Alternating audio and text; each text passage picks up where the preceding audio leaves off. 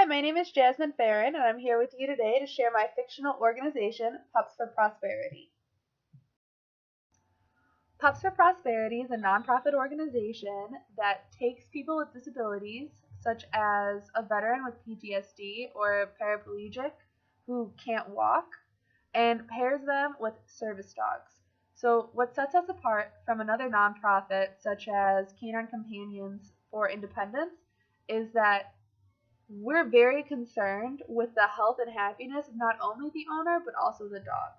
So it's very important for us to group the owner with a dog that can help them do their daily tasks. But it's also very important to us that the dogs come from rescue shelters. So we take these dogs and we give them a better life. We train them to be helpful to somebody else, and that way both the owner and the dog feel more fulfilled and have a better life. So the owner has a helper to do whatever they may need around the house. The dog has a home, and they're both happier and better off that way. Our mission statement is to improve the quality and ease of life, not only of the members of the disabled community that we serve, but also of the dogs that we train to serve them through facilitating a relationship based on mutual companionship, help, and love for each other. I think that our mission statement works really well because it puts a lot of emphasis on our values, being that both the dog and the owner get a meaningful relationship out of their pairing together, and it shows that we care about both parties, which is a big part of what we do. It puts emphasis on positive emotions like love, and it states with clarity what we hope to do. We hope to not only make both of their lives easier, but to make them better and more fulfilling emotionally. As a recap, I feel that our mission statement is successful because it puts focus on our values, focuses on the relationship between the dog and the owner, not just the owner, puts emphasis on positive emotions, and states with clarity what we hope to do. This is a drawing of the intended logo for my nonprofit organization. The outline of our logo was actually pretty easy for me to come up with. I went with the heart because I wanted to convey that we're a compassionate nonprofit and we care about the love and happiness between the dog and the owner that we have paired it with. The paw print was really just to convey what we actually do.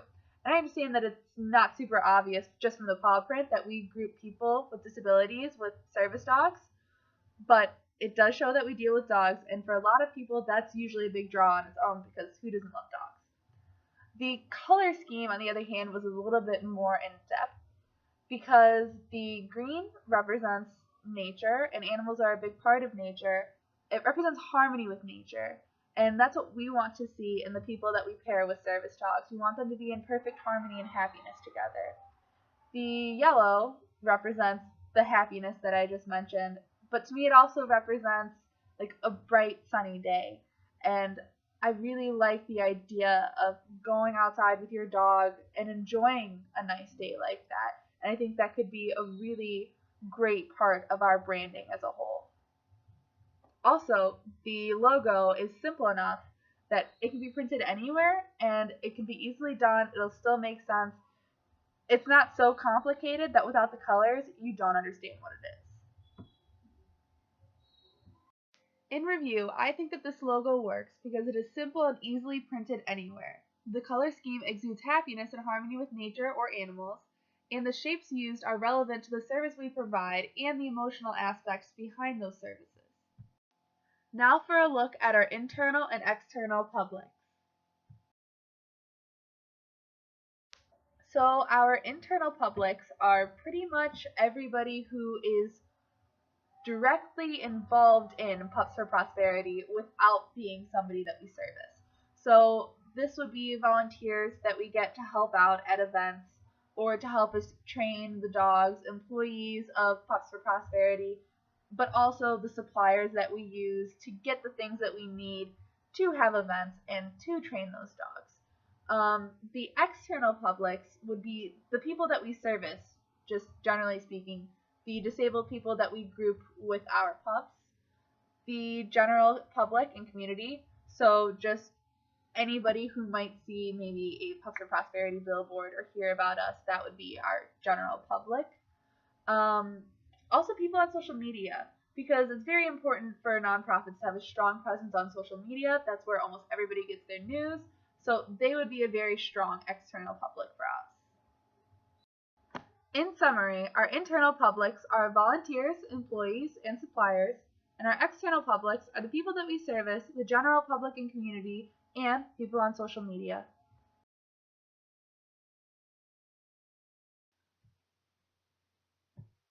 Now let's explore channels used to communicate with those publics. For our methods of communication to those publics, we are going to do some more old school things, which would be like newsletters and emails. That would be best for our internal publics who are more inclined to read those things because they're already involved. We will do some of that for our external public as well, especially the people that we service. But for the external public, we will also be doing a lot of social media. So on Instagram, Facebook, Twitter, pretty much whatever you can imagine. It's very accessible. Everybody sees it. I already mentioned earlier, a lot of people get their news from social media, and I think that would be very pivotal to our branding in general. We will also do branding on commercials, billboards, really whatever we can afford, depending on how well we're doing at the time. In review, we will be using emails and newsletters to communicate with both our internal and external publics. With our external public, we'll also employ the use of social media, such as Instagram, Facebook, and Twitter, and branding on commercials and billboards. Thank you for watching my presentation on Pups for Prosperity. I hope you enjoyed it.